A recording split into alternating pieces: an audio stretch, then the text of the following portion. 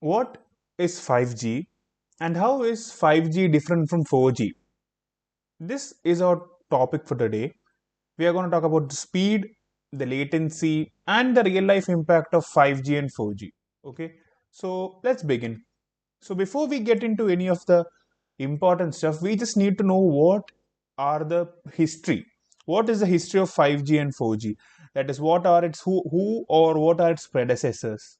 So, I just created an introduction. We'll go through that. Mobile networks have gone through major upgrades over the decades. Each generation have improved significantly in multiple aspects like speed, quality, and the features they offer you. Let's take a very good look at each generation and what new feature it has brought to the table. So, as I have mentioned here, we had 1G, which gave you voice calling feature. 2G introduced text in the form of an SMS. 3G introduced internet. We all, I mean, any millennials or early Gen Z kids might be knowing it. We had small keypad phones on which we could access the internet. So we used to open Google in such phones and we used to type in what we need, and we used to search it. It was painstakingly slow, but yeah, Hindi में बोलो तो काम चला हुआ होता है. And after that we have 4G and 5G. 4G and 5G are the current technologies which we are currently using. We mix and use both of them depending on on what range we have. Okay, if we have high range, if we are close to a 5G tower, we use 5G, and if we are far from it, we use 4G. I'll talk about its merits and demerits in the coming slides.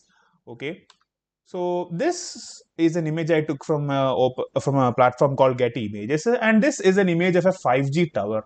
Some of you must have seen it near your homes. So we'll start with 1G, 2G, and 5G. Okay, we'll just go through a basic introduction to all of them. As I have mentioned above, 1G introduced voice calling features. I mean, only voice calling. It was pretty simple and essential. I mean, it just does what it's meant to do. It does not give you any additional features like encryption or security, etc. And since it was a pretty early technology, I mean, it was just coming out, it was under development, and it didn't go through the amount of refinement it has these days. So the call quality was also very poor. Then came 2G. Okay, 2G introduced SMS and MMS, and it also improved upon the digital signal. So call quality improved massively, and to a certain extent 2G was more secure and connected compared to 1G. Okay, then came 3G. 3G, as I said before, we had small keypad phones which had internet. Okay, so we can use web browsing and emails on our phones. And I don't think it was available in India, but I think outside India in developed countries we had basic video calling features. And as you can see, 3G offers speeds of up to 2 megabits per second. Note it, it's megabits per second, okay? And comparing it to the speeds we get nowadays. For example, I'm recording this thing in a computer, and the optic fiber cable I have connected to my laptop is delivering almost 100 to 200 megabits per second. So you can see the difference, the gulf in class. Okay, so this is just a small pictorial representation of all the generations we had. As you can see, 1G only we had these huge brick-like phones. I think Motorola was the first company to introduce a smartphone. I mean, to introduce a phone basically, not a smartphone. So yeah, we had these huge brick-like devices for only making voice calls. Then came the greatest phone of all time, as I would love to mention it, the Nokia 3310, which has 2G and which you can use to call people and send an SMS. Then came the second most legendary phone of the all time, that is the iPhone, offering 3G services.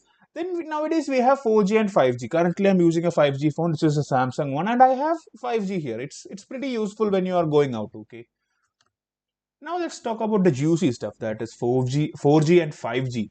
4G enables fast internet and video streaming, and it also enabled the working of apps like Netflix and YouTube on your phone. I mean, you can use those apps before, but it enabled us to move freely with it. For example, I might be traveling on a bus or going to my hometown on a train, and I can use Netflix or YouTube. I mean, as long as I have internet connection, I can use that. 4G and 5G gave me the necessary amount of speed, which through which these operations become viable. In 3G, it's just painstakingly slow to send even a basic text message through internet. So 4G and 5G improved massively. Let's talk about 4G. 5G will come about a bit later. And 4G also reduced the latency. Latency means lag. Okay, if any of your viewers are gamers, then you might know what latency is. And if you want, just put a comment. I'll touch upon it in a future video. Then recently we have 5G. 5G means it is ultra fast. If you go near a 5G tower, or even just go step out of your homes, if you just download a speed meter, for example, I use a meter called Ookla, OOKLA, and if you just try to check your 5G speeds, you will get impeccable speeds. And especially if you're living near a Wi-Fi, not a Wi-Fi, sorry, pardon me, if you are living near a mobile tower which has 5G capabilities, then you will get 5G insane speeds. If I'm not wrong, the maximum speed I have ever recorded on my phone on 5G, of course, is something like 700 Mbps. I think that's the highest, 700 or 750. I think I may need to check it. Okay, and while becoming faster, it also reduces the latency to close zero. I mean, it's almost 1 milliseconds. So such low latencies levels helps 5G to be useful in self-driving cars, VR, smart cities, etc. I mean, in any place where you need ultra precision, even the smallest minute latency or the minute lag in sending or receiving data, if that process a problem, then yeah, 5G is the network, is the go-to network for you. And 5G also has a high load capacity, if I'm not wrong. It can connect to a lot of devices at the same time. It's more efficient and kind of future proof. So now let's get dive deep into 4G. Okay, so we'll be going through 4G and 5G throughout this video. 4G, as the name suggests, is the fourth generation of mobile communication technology. It's built to handle high speed internet and streaming high quality HD media. It also enables smooth video calls, online games, and streaming. It it supports network speeds of up to 100 Mbps, and it replaced 3G, becoming much more faster, reliable, and easy to use. Okay, I mean, as I have mentioned above, it helped a lot in multiple cases like streaming, video conferencing, and even games like PUBG, Free Fire, etc. I don't know if you're gamers, then yeah, definitely. If you just want to know a history of 4G globally, 4G was first launched in Sweden and Norway in 2009, and by 2015 it was adopted in the UK, US, Japan, etc. It entered India in 2016 via the famous Geo launch, which I will talk about in a minute or so. And by 2020, 4G becomes mainstream in India. And if I'm not wrong, by the latest information, over 750 million plus users in India are using 4G. I mean, if I'm not wrong, India's total population is something like 1.5 billion. So a large majority of Indians are using 4G these days. And if you are a 4G user, you might have noticed a logo on top of your phone. I mean, on your signal section called 4G VoLTE, that is voice over LTE. So if I want to explain it, 4G volt VoLTE, I mean, I like to call it volt. Okay, I mean, I don't know how it's pronounced actually, but yeah, I like to term it for simple, of course, reasons. It allows you to make HD voice calls over 4G data network. I mean, no need to switch for 2G or 3G for calls. It sounds clearer and it has a faster connection time. I mean, the biggest advantage is that it can use internet and calls at the same time. I mean, if I'm not wrong, if you're on a 4G network and if you normal 4G, okay, and if you connect to a call, I think your internet might drop. 4G VoLTE totally avoids that by giving you both those abilities simultaneously. Now let's talk about the elephant in the room, that is how Geo changed India's digital landscape. So I'll tell you one of my personal experiences. So before the launch of Geo, or I mean, let me rephrase that. Before any of my family members, I mean, I used to live with my father and mother and my little sister. So before both of them, my dad and mom, got a 4G network, we used to live in 3G, and the network costs of having a 3G SIM was too high. If I'm not wrong, you had to pay almost 250 to 300 rupees for 1 or 2 GB of internet for the month. So my parents used to survive with almost 2 GB a whole month. I mean, I can't even imagine that nowadays. I'm pretty sure I just go through 2 or 3 GB of data in an hour or so these days. So if you, I'm talking about something like 2016 or 2015, okay. So they used to survive with 2 GB of data for 256 250 300 rupees. Let's round it up 300. Nowadays, if I'm not wrong, if you pay 300, you are going to get 1.5 or 2 GB per day for the next 30 days. Okay, so let's assume you get 60 GB for 300 rupees. That is possible because of Geo. Because when Geo launched, a lot of people started upgrading to 4G devices, and they bought a lot of Geo connections. So first of all, Mr. Ambani, the one of the best businessmen in India, he gained a lot of subscribers or customers, and it further propagated the spread of 4G in India, which was very beneficial because it created a internet ecosystem in India. It supported a lot of budding YouTubers or influencers, and it helped a lot of businesses grow wide. I mean, if you just take YouTube into example, a lot of your popular YouTube creators, for example, if I want to take Ashish Chanchalani or Carrie Minati or Technical Guruji or whoever it is, they had a growth sprout. I mean, in terms of YouTube, during the whole geo launch scenario, I mean, they became popular overnight because people just got internet into their hands. It's like Prometheus stealing fire from the Greek gods and giving it to man. Man couldn't do. Man didn't know what to do with it, so he just got a lot of things to do. I mean, Indians got Indians did a lot of random things. Okay, I remember hearing you Mukesh Ambani said India used something like 1 petabyte, 2 petabyte. I mean, it's a huge number. I don't know. I don't know the exact details. We used a huge amount of data in the first 3 months. I mean, Geo was free for 3 months, right? During that time period, which really astonished me. I mean, after that, I mean, as I said, data became cheap and widely available. India became one of the highest consumers of mobile data globally, and it boosted many business industries like online education, edtech platforms, OTT platforms, YouTube creators, e-commerce, etc. And it sparked a true digital revolution, even in rural areas. So this is Mr. Ambani speaking at the Geo Convention Center last year. So now let's talk about 5G. Okay, this is our last topic. 5G stands for fifth generation wireless technology.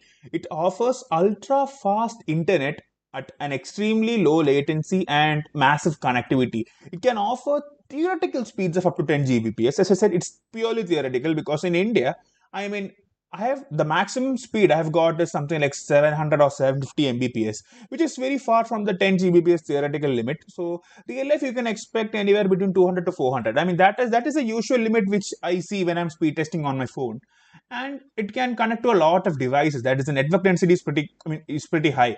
It can be used for multiple new gen technologies like self-driving cars, smart cities, virtual reality, augmented reality, remote surgeries, and many more. If I want to talk about the history of 5G, then let's go through it. In 2018, the first 5G networks were launched in South Korea, UK, and China. I mean, South Korea, US, and China. By 2021, the global rollout begins and 5G phones hit the market. Major cities in Europe and Asia adopt 5G. In 22, India's 5G auction is complete, and Jio and Airtel they started their 5G testing. By 2023, 5G launched in Indian metros, and we got 5G basically. So currently the rollout is ongoing, and apparently BSNL is going to come out with a 4G technology. So yeah, kudos to them. So I'll talk about the next thing, that is 5G NSA. I'll tell you something I have observed. Okay, so in my phone, I have a 5G logo. Whenever I'm connected to a 5G internet, I have this 5G signal, a 5G symbol, which comes next to my, how do I say it, to my reception bars. Okay, the you see the triangle, right, which shows how much reception you have, cellular reception. So next to that, there is a 5G logo, and sometimes it's fully colored, and sometimes it becomes discolored. So when it's discolored, it's this 5G NSA, that is non-standalone mode. I mean, it means that it uses existing 4G infrastructure to deliver 5G speeds. So whenever I'm connected to a 5G NSA, my mobile data reduces, because if I'm not wrong, Airtel and Jio are offering unlimited mobile data for any 5G user whenever they are connected to 5G. I mean, that is only for pure or true 5G. Whenever I become I mean, my phone's connect to a 5G NSA network, it starts to eat up from my daily mobile data collection. I mean, that's something like 2 or 2.5 GB. So yeah, that's it. That's NSA explained for you. Then we have some types of 5G. Okay, for example, if you take your phone, I mean, if you have your phone's box lying around, and if you rotate it, you can see a lot of bands listed there. Most phones have something like 10 to 20 5G bands, different 5G bands. So if you wonder what they are, I mean, this is it. Okay, we have three types of 5G. The first one is called low band 5G, that is under 1 gigahertz. It's slightly better than 4G, but not that great. It's good for long range. Second one is mid band, that is 1 to 6 gigahertz. It is again faster, but it has a medium range. Then is high band 5G, that is a millimeter wave or wave.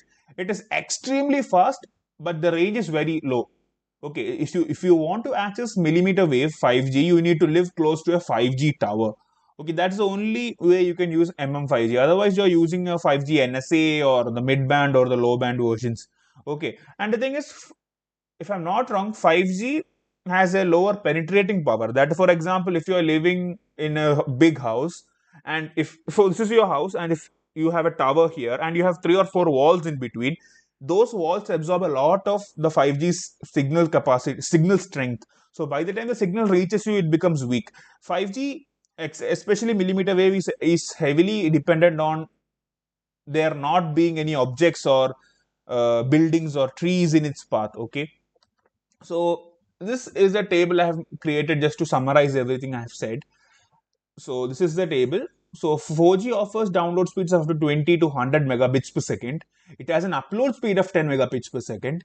It has 50 to 70 millisecond latency.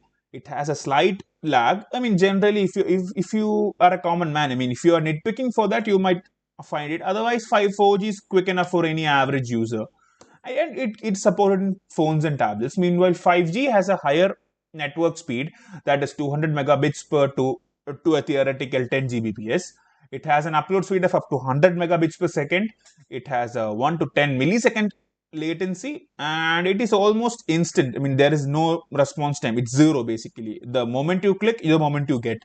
It can be used in multiple things like remote surgery, self-driving cars, augmented reality, virtual reality, etc. And it's also supported by phones, tablets, and multiple IoT devices.